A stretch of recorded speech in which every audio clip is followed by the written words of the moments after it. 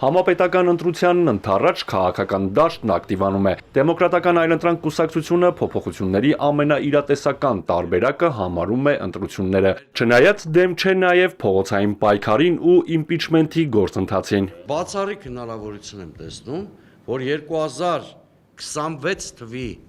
խորհրդարանական ընտրություններով հունիսի 7-ին հնարավոր են Հայաստանում որակական փոփոխություններ կամ իշխանափոխություն։ Մեծ հնարավորություն եմ տեսնում։ Իհարկե, դա չի նշանակում, որ մենք բոլորս պիտի նստենք եւ սպասենք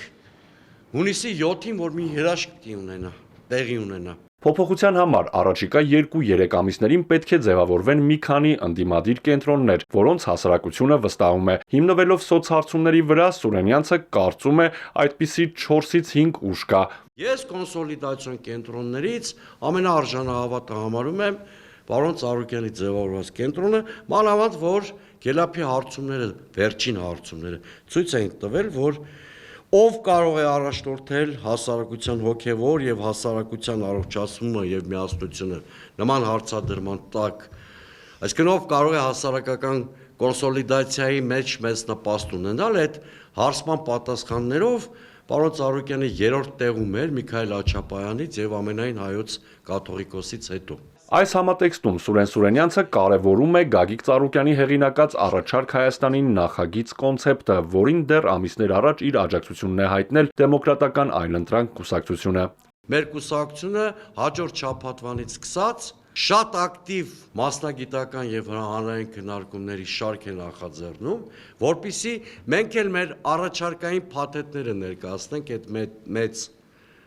առաջարկի մեջ եւ ձևավորենք քաղաքական օրակարգ։ Կարևոր է նաև, որ ընդդիմադիր ուժերը անկախ հակասություններից երկու հարցում միասնական լինեն։ Առաջինը Հայաստանում քաղբանտարկյալների ազատման հարցն է, երկրորդը հակաեկեղեցական արշավի կասեցումը։ Սակայն Սուրենյանցը ուտոպիստական է համարում ընդդիմության միասնական ցուցակով ընտրության գնալու մոտեցումը։ Ընդհանրապես այդ միասնական ընդդիմության թեզը միշտ անցած 30 տարիներին գցել են իշխանությունները։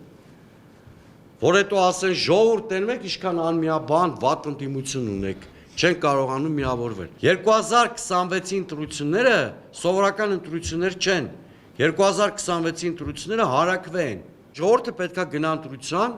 ընտրելով կամ Հայաստանի Հանրապետությունը, կամ Արևմտյան Ադրբեջանը։ Հասարակությունը պետք է գիտակցի, որ 2021-ին իշխանության վերարտադրության գինը Արցախի կորուստն էր։ Սուրենյանցի կարծիքով 2026-ին Փաշինյանի վերընտրվելու գինը Հայաստանն է լինելու։ Նա վստահ է, ընտրողների 55%-ի մասնակցության դեպքում իշխանությունը վերարտադրվելու ոչ մի շանս չի ունենա։